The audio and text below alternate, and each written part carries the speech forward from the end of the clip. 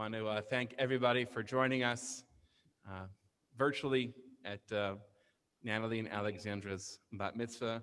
And my sister and I always, when something different happens, especially during this year, we say the answer is 2020.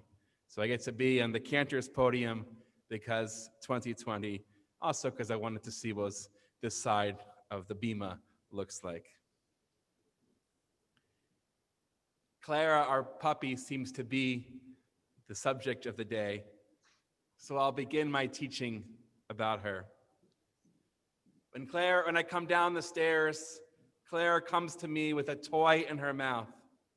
And no matter how busy I am, I can't ignore those eyes. I throw the toy, and she fetches it back. When Clara returns and I try to take the toy out, she won't let go. Clara holds on tight. We play tug of war. Clara just loves to keep the tension in her mouth and in her teeth. She doesn't want either of us to let go.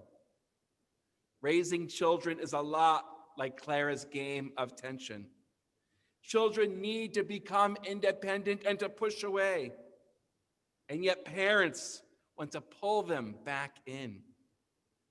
All children eventually flee the nest, but yet parents never stop yearning for some closeness to our children. And come to think of it, most children, even as adults, crave attention and the acceptance of their parents. In this week's Torah portion, Vayeshev, we read about the deep bond between Jacob and Joseph. When Jacob thinks Joseph is dead, he is inconsolably sad, and the brothers cannot console their father. So much so that the brothers might even have a little regret about the trick that they are playing on Jacob. And down in Egypt, Joseph never stops thinking about his father and wishing he could share his adventures, both the good and the bad, with his father Jacob. The portion begins with Joseph's dreams that get his brothers jealous, including the dream of the 11 stars bowing down to Joseph. I'd like to imagine a third dream. In this dream, Joseph envisions 17 planetary objects representing the 12 sons, 1 daughter, and 4 parents, all orbiting around each other in oblong patterns. God certainly knows gravitational physics and shares some of that knowledge to Joseph in his dream. This imagined dream teaches how parents and children should be present in each other's lives, how the gravitational pull on each other means that they cannot control one another, but they have influence on one another.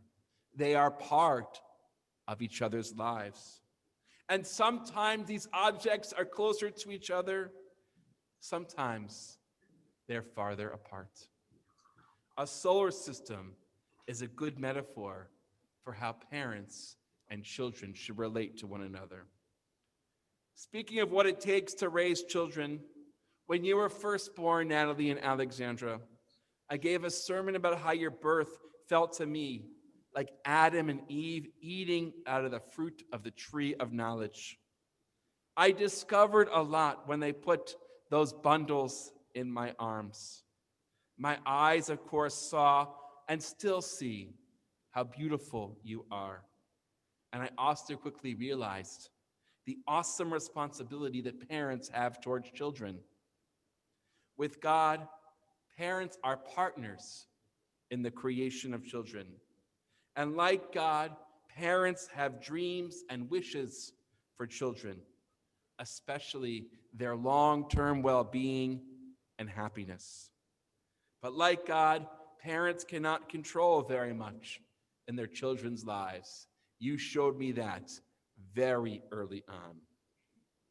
As parents, we can guide you, educate you, and when you are young, we can protect you, but even only to some degree. But then we have to let you go on your own adventures. and we as the parents have to watch from afar. Alexandra and Natalie, I have confidence that you have the tools to succeed in life. Alexandra, your empathy towards others, your ability to understand people's feelings makes you generous beyond your years. During these challenging months, you have often noted that you are thinking about other people and how they are suffering and are in need. I pray that this gift of yours never goes away and only gets stronger.